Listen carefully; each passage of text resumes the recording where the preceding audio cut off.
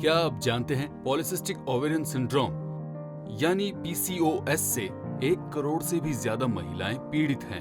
ये 11 साल की छोटी उम्र वाली बच्चियों को भी हो सकता है। 50% पीसीओएस से पीड़ित महिलाएं कभी न कभी डायबिटीज का शिकार हो सकती हैं। और डायबिटीज की तरह पीसीओएस एक तरह की एक गुप्त बीमारी है।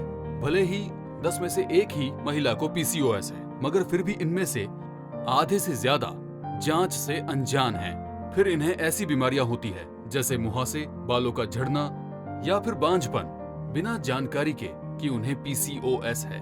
इनमें ये लक्षण देखने को मिलते हैं: चिड़चिड़ापन, मोटापा, एक्ने, इरेगुलर पीरियड्स या फिर चेहरे पर बाल आने की समस्या। तो फिर आपको एक बार जरूर सोनोग्राफी टेस्ट कराना चाहिए।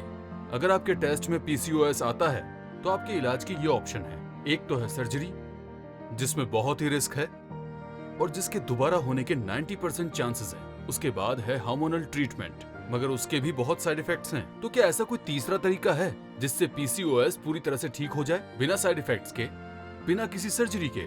क्या होम्योपैथी में इसका इलाज है? खैर, मेरे सालों के अनुभव में ओवेरियन सिस्ट को ठीक होते हुए देखा है, बिना किसी होम्योपैथी ट्रीटमेंट के और बिना किसी सर्जरी के। मुझे एक कपल का केस अच्छे से याद है जो इनफर्टिलिटी से पीड़ित थे। टेस्ट से पता चला कि वाइफ को ओवेरियन सिस्ट है। इलाज के कुछ ही महीनों के बाद सिस्ट पूरी तरह से गायब हो गए और वाइफ को मां बनने का सुख मिला। सिस्ट के अलावा होम्योपैथी से कई सारी बीमारियां ठीक की जा सकी जिनकी वजह से पीसीओएस होता है, जैसे एक्ने, मोटापा और इरेगुलर पीरियड्स को भी होम्योपैथी से ठीक किया गया। सभी बीमारियों के लक्षण समझते हुए हम उनका सफल इलाज करते हैं। जैसे अगर हेयर लॉस की समस्या है तो थुजा दे सकते हैं।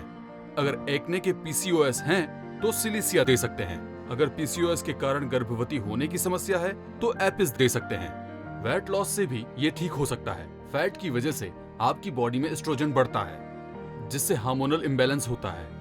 इनके अलावा और भी ऐसे तरीके हैं जिनसे ये ठीक होता है। Step 1, exercise. एक्सरसाइज करने से फैट कम होता है। 5 से 10% भी अगर हम वजन कम कर लेते हैं तो पीसीओएस में सुधार आएगा और मेंस्ट्रुअल साइकिल भी नियमित हो जाएगा। स्टेप 2, 4 से 5 टुकड़ों में छोटे छोटे मील्स लें, जिससे आपके शरीर का इंसुलिन संतुलित रहेगा। स्टेप 3, आपके नाश्ते को आपका मुख्य भोजन बनाइए। एक बढ़िया नाश्ता आपके हार्मोन को संतुलित रखता है। राजा की तरह सुबह का नाश्ता कीजिए, रानी की तरह लंच और फकीर की तरह रात का खाना खाइए। और यही है असली भोजन मंत्र। स्टेप 4, शराब और धूम्रपान का सेवन न करें। शराब और तंबाकू दोनों से हार्मोन्स असंतुलित होते हैं। स्टेप 5, तनाव में न रहें। इससे कॉर्टिसोल की मात्रा बनी रहती है और आपके हार्मोन्स संतुलित रहते हैं। योगा से, अच्छी नींद लेने से, कैफीन का सेवन न करने से आपको तनाव काफी कम होता है।